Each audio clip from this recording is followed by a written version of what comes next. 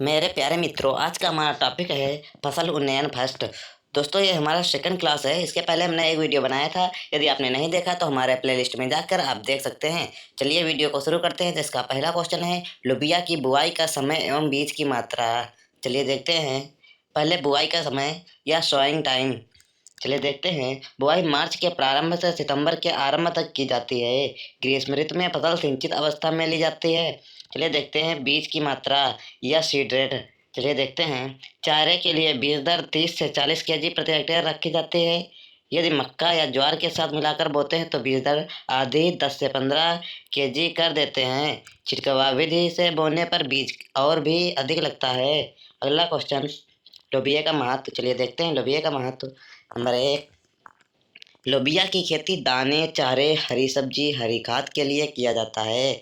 Number 2, इसके सूखे चारे को हे तथा साइलेज बनाने में प्रयोग किया जाता है।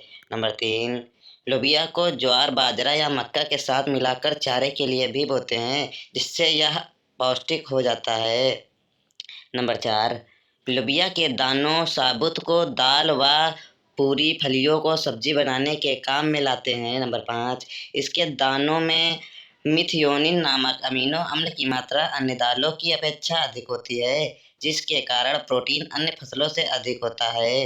नंबर 6, इसके दानों में प्रोटीन 23.4%, कार्बोहाइड्रेट 60.3% तथा वसा 1.8% होता है। हरी फलियों में प्रोटीन 4.3%, कार्बोहाइड्रेट 80%, वसा 0.2% तथा खनिज लवण 0.9% तक होते हैं। अगला क्वेश्चन, पर परागण क्या है? चलिए देखते हैं। पर परागण वह क्रिया जिसमें एक पुष्प के परागकोश से परागकण दूसरे पौधे के पुष्प के वर्तिकाग्र पर पहुंच जाते हैं, पर परागण कहलाती है। पर परागण की क्रिया एक लिंगी और द्विलिंगी दोनों प्रकार के पुष्पों वाले पौधों में होती है। इस क्रिया में संतान के उत्पादन में दो पौधे भाग लेते हैं। पर परागण के लिए, क्योंकि एक पौधे के पुष्प के परागकण दूसरे पौधे के पुष्प के वर्तिकाग्र पर जाते हैं, अतः विभिन्न एजेंटों के अनुसार पर परागण निम्न प्रकार होता है। नंबर आ, कीट पर परागण। नंबर बा, वायु पर परागण। नंबर सा, जल पर परागण। नंबर दा, जंतु पर परागण। पर परागण के लाभ। चलिए देखते हैं। नंबर 1, संतान अच्छी तथा तंदुरुस्त बनती है, जो जीवन संग्राम में अपने आप को बनाए रखते हैं। नंबर 2, स्वस्थ तथा अधिक बीज बनते हैं। नंबर 3, नई किस्में तथा नई जातियां उत्पन्न हो जाती हैं। तथा नंबर 4, पौधे वातावरण के अधिक अनुकूल होते हैं। अगला क्वेश्चन, कपास की उत्पत्ति को समझाइए। चलिए देखते हैं। कपास की दोनों द्विगुणित स्पीशीज गॉसिपियम आर्बोरियम या गॉसिपियम हर्बेसियम का उद्गम अफ्रीका की रेशेदार जंगली स्पीशीज गॉसिपियम अफ्रीकानम से हुआ मानते हैं। गॉसिपियम आर्बोरियम का उद्गम भारत में हुआ, जबकि गॉसिपियम हर्बेसियम की उत्पत्ति अफ्रीका में हुई। ऐसी धारणा है कि दोनों ही परचतुर्गुणित स्पीशीजों की उत्पत्ति गॉसिपियम अफ्रीकानम एवं अमेरिका की जंगली स्पीशीज गॉसिपियम रेमंडियाई के बीच प्राकृतिक संकरण के द्वारा हुई। गॉसिपियम हिर्सुटम की उत्पत्ति मध्य अमेरिका तथा गॉसिपियम बार्बाडेंस का उद्गम पेरू में हुआ माना जाता है। अगला क्वेश्चन, भुट्टे की पंक्ति विधि क्या है? इसके गुण दोष लिखिए। चलिए देखते हैं इसका आंसर। इस विधि की वरण प्रक्रिया काफ़ी सरल होती है और वरण चक्र एक ही वर्ष में पूरा हो जाता है। वरण प्रक्रिया का सरल एवं संक्षिप्त वर्णन नीचे दिया गया है। नंबर 1, प्रथम वर्ष। इनमें सुधारी इसमें सुधारी जा रही समिष्टि में से कई 50 से 100 उत्तम लक्षण प्ररूप वाले पौधों का चयन किया जाता है। इन पौधों में मुक्त परागण होने दिया जाता है और प्रत्येक पौधे के बीजों को अलग अलग एकत्रित कर लिया जाता है। नंबर 2, द्वितीय वर्ष। वरण किए गए प्रत्येक पौधे के बीज को 10 से 50 पौधों की एक लाइन उगाई जाती है। इन संतत लाइनों का सूक्ष्म निरीक्षण किया जाता है एवं निकृष्ट कतारों का परित्याग कर दिया जाता है। प्रत्येक उत्तम कतार में से उत्तम लक्षण प्रारूपों वाले कई पौधों का चयन किया जाता है। चयन किए गए पौधों के बीजों को अलग अलग एकत्रित कर लिया जाता है। तृतीय वर्ष द्वितीय वर्ष की प्रक्रिया को पुनः किया जाता है। भुट्टे से पंक्ति विधि के गुण, चलिए देखते हैं। नंबर 1, यह विधि में एक चयन चक्र एक वर्ष में पूरा हो जाता है। नंबर 2, इस विधि में चयन संतति परीक्षण पर आधारित होता है आधारित होता है अतः यह विधि समूह चयन विधि की अपेक्षा अधिक प्रभावशाली होती है। नंबर 3, यह अपेक्षाकृत सरल विधि है। भुट्टे से पंथ विधि के दोष, चलिए देखते हैं। नंबर 1, चयन किए गए पौधों का परागण उत्तम एवं निष्कृष्ट दोनों ही प्रकार से पौधों द्वारा होता है। इससे चयन का प्रभाव कम हो जाता है। नंबर 2, इस विधि में समूह चयन की अपेक्षा अधिक समय तथा दक्षता की आवश्यकता होती है।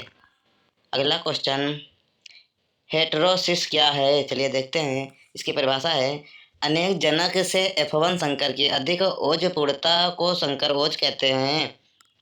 जब दो भिन्न भिन्न जातियों का संकरण करने से अधिक ओजपूर्ण संकर उत्पन्न होती है तो उसे संकर ओज कहते हैं। संकर ओज भिन्न स्तरों पर हो सकती है। नंबर 1, F1 का अपने किसी भी जनक से ओजपूर्ण होना।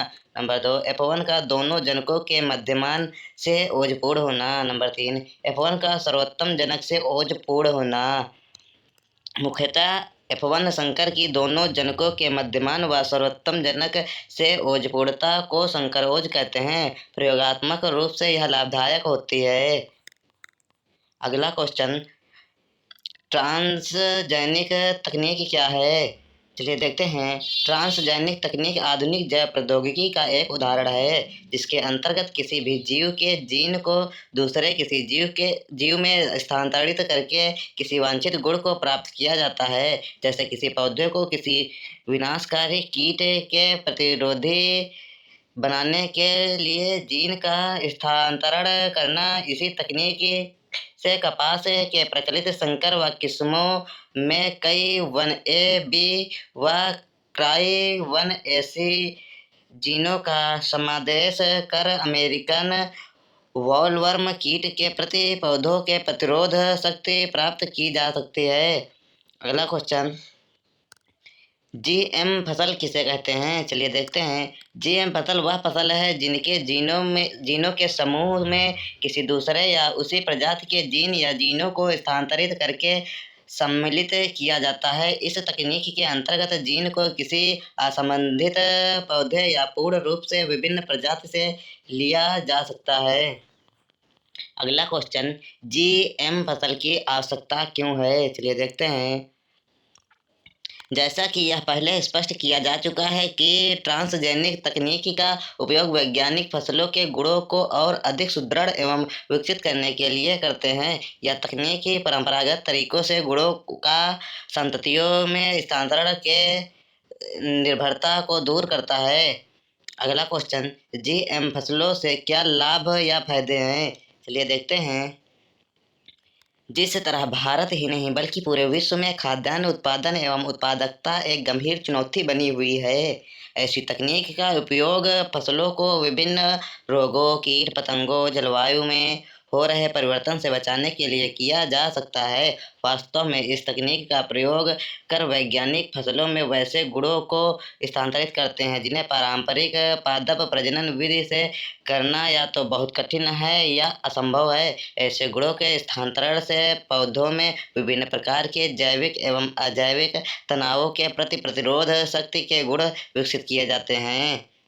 अगला क्वेश्चन, क्या होगा जब हम या हमारे पशु GM फसलों का उपयोग खाने में करेंगे? चलिए देखते हैं इसका आंसर। अभी तक हमारे बीच ऐसा कोई भी वैज्ञानिक तथ्य सामने नहीं आया है जो यह प्रमाणित करता हो कि GM फसलों के DNA से मनुष्य या पशुओं के स्वास्थ्य पर कोई प्रतिकूल असर होता है। वैसे भी DNA हर तरह से खाद्य पदार्थों शाकाहारी या मांसाहारी में मौजूद होता है, जिसका हम प्रतिदिन उपयोग करते हैं। ये डीएनए चाहे जीएम फसलों या गैर जीएम फसलों से हमारे भोजन में जाते हों पाचन के दौरान छोटे छोटे जैव यौगिकों में बदल जाते हैं या उत्सर्जित होकर हमारे शरीर से बाहर चले जाते हैं। चलिए देखते हैं अगला क्वेश्चन। बीटी जीन कैसे काम करता है? चलिए देखते हैं। बीटी जीन क्राइन नामक प्रोटीन का कोडान करता है, जो कीट पतंगों के लिए विषैला होता है। जब इस प्रोटीन को कीट पतंगे खाते हैं, तब यह प्रोटीन उनके मध्य आंत में मौजूद क्षारीय माध्यम से सक्रिय विष प्रोटीन के रूप में परिवर्तित हो जाता है। सक्रिय विष प्रोटीन में बदलने के बाद ही यह ब्रश बॉर्डर कोशिकाओं में उपस्थित ग्राही प्रोटीन से स्वीकृत किए जाते हैं, जिसके फलस्वरूप ऐसी कोशिकाओं में छिद्र उत्पन्न हो जाते हैं और जिनसे होकर जल और आयन प्रवेश करने लगते हैं और अंततः कोशिकाएं एवं कीट मर जाते हैं। अगला क्वेश्चन। बीटी कपास की खेती से किसानों को क्या लाभ मिला है? चलिए देखते हैं। पिछले 10 सालों में बीटी कपास उगाए जाने वाले आच्छादित क्षेत्रों में लगभग 200 से भी ज़्यादा गुना की वृद्धि पाई गई है, जो यह दर्शाता है कि भारी संख्या में किसान बीटी कपास की खेती के लिए इच्छुक एवं जागरूक हुए हैं। बीटी कपास ने न केवल कपास की पैदावार को ही बढ़ाया है, बल्कि कीटनाशकों के उपयोग को भी भारी मात्रा में कम किया है। बहुत बड़ी संख्या में किसान बीटी कपास की खेती से लाभान्वित हुए हैं। अगला क्वेश्चन। भविष्य में जीएम फसलों से क्या अपेक्षाएं हैं? चलिए देखते हैं इसका आंसर। ट्रांसजेनिक तकनीक में बहुत सारी संभावनाएं हैं, जो उच्च पैदावार के साथ साथ अत्यधिक पोषक तत्वों व जैविक अजैविक तनावों या प्रतिरोध शक्ति युक्त किस्में विकसित करने हेतु प्रभावी हो सकती हैं। अनुसंधान से पुष्टि होती है कि इस तकनीक से हम लवण सूखा ऊष्मा प्रतिरोधी किस्में बना सकते हैं। इसके अतिरिक्त हम ऐसे पौधे विकसित कर सकते हैं जो व्यावसायिक उत्पादों जैसे औद्योगिक तेल, प्लास्टिक, दवा, रोग संबंधित टीका आदि का उत्पादन कर सकते हैं। दोस्तों, आज का वीडियो हमारा यहीं समाप्त होता है। यदि वीडियो अच्छा लगा तो वीडियो को लाइक करें, चैनल को सब्सक्राइब करें, वीडियो को ज़्यादा से ज़्यादा शेयर करें। जय हिंद, जय भारत, वंदे मातरम।